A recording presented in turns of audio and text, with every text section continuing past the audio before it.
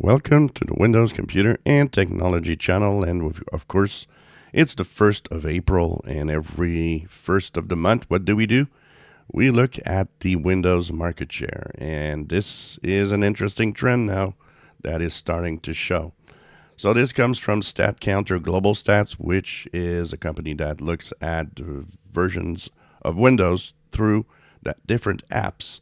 And so it can measure what version of Windows you're using as the people use different apps. So we have a trend, like I was saying, Windows 10 definitely now starting to get down and faster actually than it ever did before. So we look at December, where it was 62.7%, which was pretty high. We moved to January 60.3, then February 58.7, and now 54.2. So it's dropping, and it's dropping faster as people replace their PCs. Enterprise also replace their PCs. If we look at the Windows 11 market share, we're at 42.6 now. December was at 34.2. Then we moved to 36.6. We moved to 38.1. We're at 42. That's a rise of more than 4% since the previous month, telling us that people are on a buying spree, and enterprise also buying PCs with Windows 11 on it.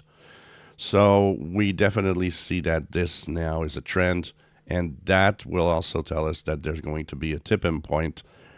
I would guess if it would continue at this speed, I would guess that we could be, we'll see Windows 11 actually being the most popular operating system for Windows sometime in maybe July, I would guess, if all goes to the same speed.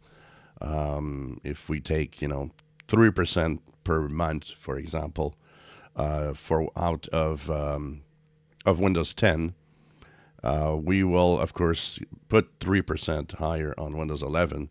So let's say that April, May, and June, that's 9%.